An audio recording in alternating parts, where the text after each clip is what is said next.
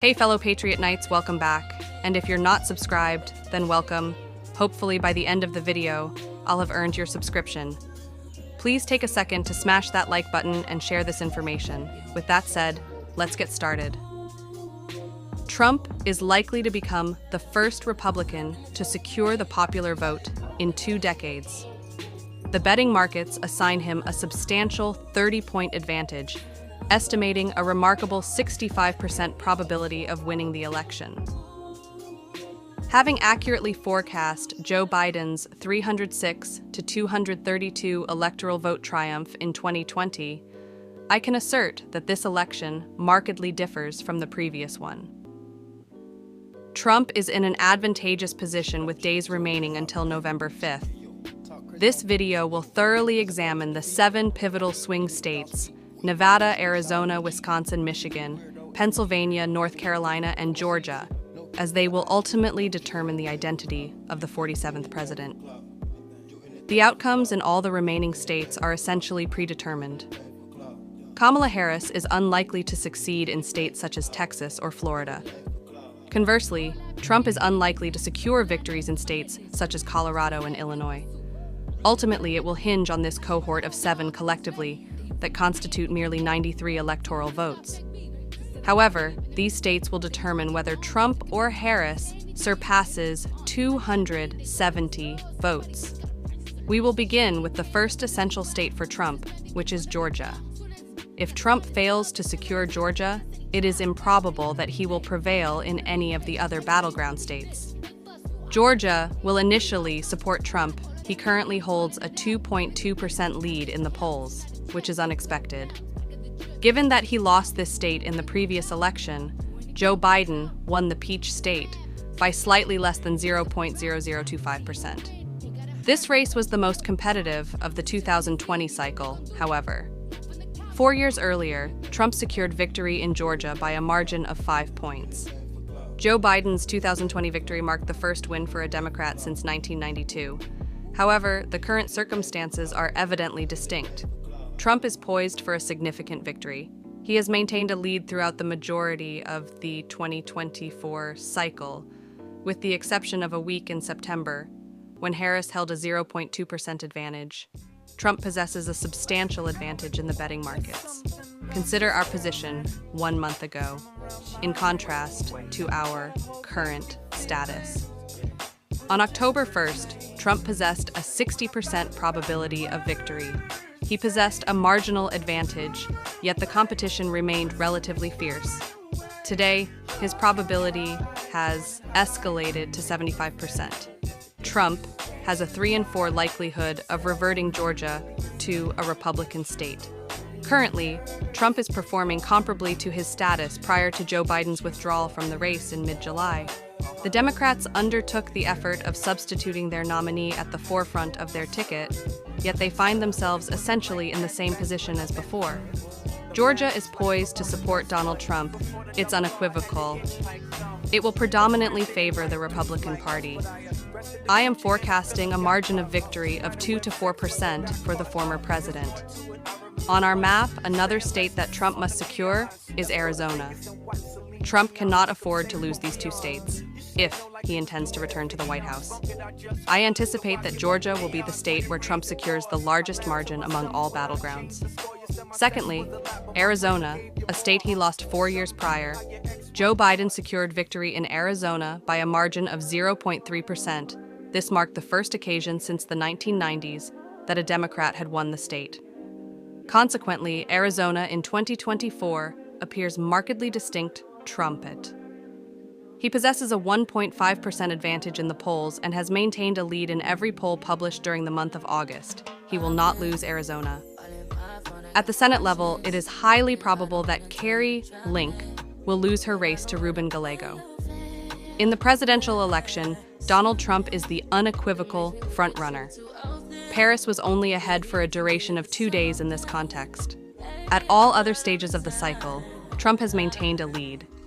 Prior to proceeding, approximately 70% of you are not subscribed. Please subscribe for more. Become a Patreon Knight for other great content and to help the channel grow. Now, upon returning to Arizona, We will also examine the local betting markets. Examine this graph. This is truly remarkable. What Trump accomplished in mid-August, coinciding with the Democratic convention? This was the pinnacle of Harris's career. The outcome in Arizona was essentially a tie between Trump and the vice president prior to Joe Biden's withdrawal. His probability of success was approximately 3 to 4, mirroring his current standing with only 8 days remaining until the election. Trump is currently all in for Arizona. It is highly probable that he will reclaim the state which he won by 3.5 points in 2016. Arizona will not revert to a blue state. Kamala Harris will not replicate the same success. In the past month, Trump has considerably increased his lead. At the outset of October, he was at 64. The transition from 64 to 74 represents a significant disparity in his probability of victory. Arizona, similar to Georgia, is expected to lean Republican. Trump is expected to win the state by approximately 2 to 4 points. Consequently, with the 5 remaining states, Trump has several potential courses of action present. The most probable outcome is that he secures victory in at least 2 states, which will enable him to surpass 270 electoral votes. Pennsylvania, in conjunction with any other state.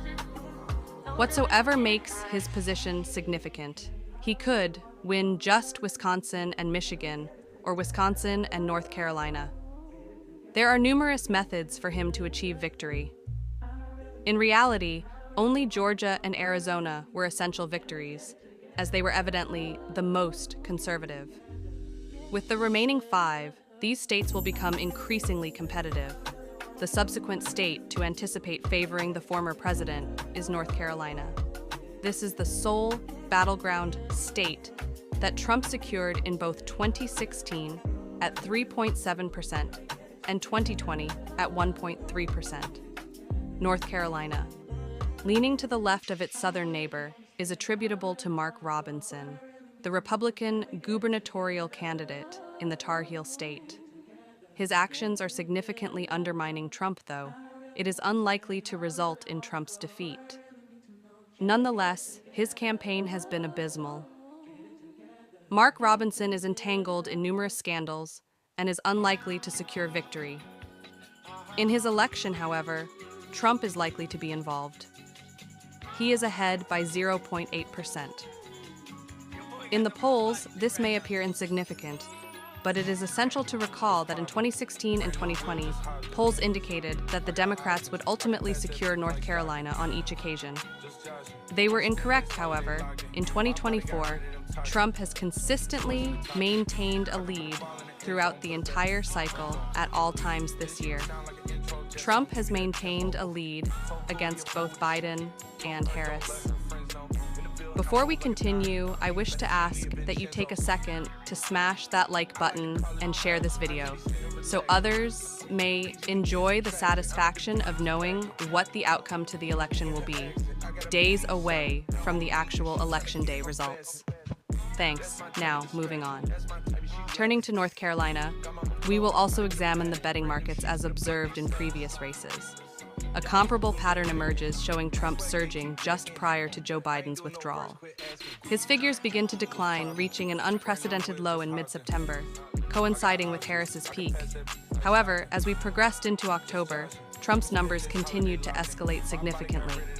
Trump's ascent in October has not been as pronounced in North Carolina, primarily due to Mark Robinson. In the absence of his candidacy, North Carolina would probably be the most conservative among the 7 swing states, despite the ongoing gubernatorial race in which Republicans are underperforming. Trump is poised to secure victory in North Carolina. For a third consecutive time, it will be predominantly Republican. I am currently forecasting a 2 to 3% likelihood of success. Consequently, Trump requires any one of the 3 former blue wall states to surpass 270 electoral votes. His most probable route to the presidency involves securing victories in 3 of the 4 Sunbelt states and 1 additional contest in the Midwest. Consequently, Kamala Harris must secure victories in Wisconsin, Michigan, and Pennsylvania to attain 270 electoral votes.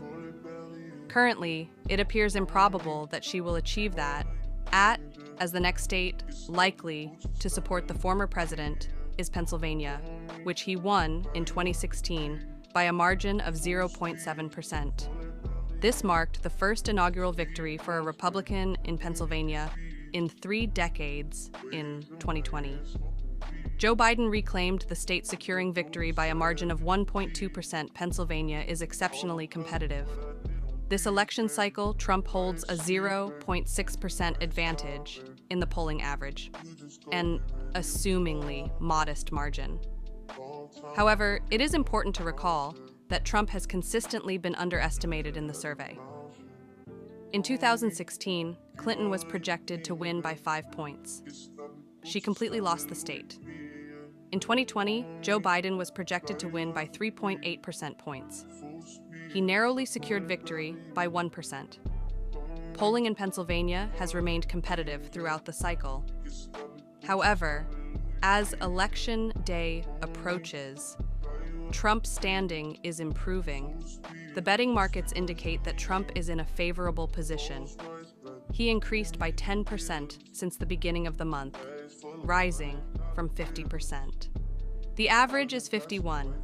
He currently stands at 61 compared to Harris's 40. Pennsylvania is poised to be competitive. There has not been a significant shift comparable to that observed in Arizona or Nevada. Pennsylvania remains predominantly a liberal state. However, it is indisputable that Trump is the front-runner.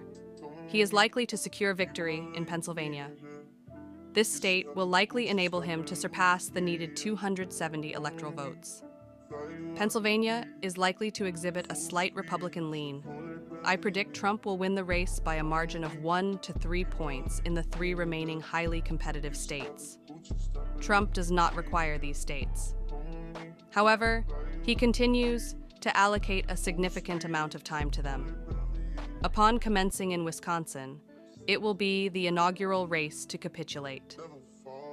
In favor of the former president, Trump has a lead of 0.2%.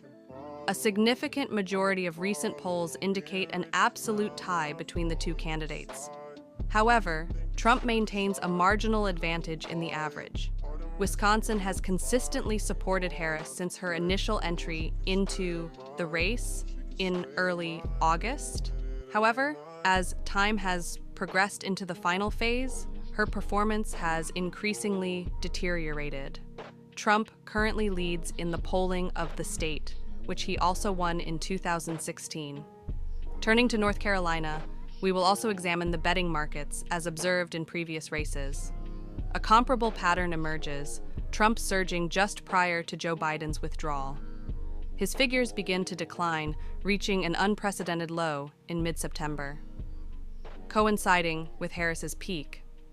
However, as we progressed into October, Trump's numbers continued to escalate significantly. Trump's ascent in October has not been as pronounced in North Carolina, primarily due to Mark Robinson. In the absence of his candidacy, North Carolina would probably be the most conservative among the 7 swing states, despite the ongoing gubernatorial race in which Republicans are underperforming. Trump is poised to secure victory in North Carolina. For a 3rd consecutive time, it will be predominantly Republican. I am currently forecasting a 2 to 3% likelihood of success. Consequently, Trump requires any one of the 3 former Blue Wall states to surpass 270 electoral votes. His most probable route to the presidency involves securing victories in 3 of the 4 Sunbelt states and 1 additional contest in the Midwest. Consequently, Kamala Harris must secure victories in Wisconsin, Michigan, and Pennsylvania to attain 270 electoral votes. Currently, it appears improbable that she will achieve that, as the next state likely to support the former president is Pennsylvania, which he won in 2016 by a margin of 0.7%. A significant majority of recent polls indicate an absolute tie between the two candidates. However, Trump maintains a marginal advantage in the average. Wisconsin has consistently supported Harris since her initial entry into the race. Early August, however, as time has progressed into the final phase, her performance has increasingly deteriorated. Trump currently leads in the polling of the state, which he also won in 2016. It constituted one of the three significant blue wall triumphs for Donald Trump: Michigan and Pennsylvania. He narrowly lost it in 2020. However, Joe Biden secured Wisconsin by a narrower margin than Donald Trump did in 2016, despite leading by more than 5 points in the polls. At this time, 4 years ago, there is a significant alteration in the market that's observed here. It has shifted from a 60-40 advantage for Harris just 1 month ago to a 60-40 advantage for Donald Trump. Trump's performance is comparable to his standing prior to Joe Biden's withdrawal following the initial presidential debate. There is no alternative way to express it. Trump will be your next president of the United States of America. I sincerely appreciate your viewership. Ensure you like and comment your opinion, and subscribe so you never miss new content. Reporting the true 2024 election numbers, I'm your host, Jasmine Knight. Remember, we can make a difference, but we must speak up.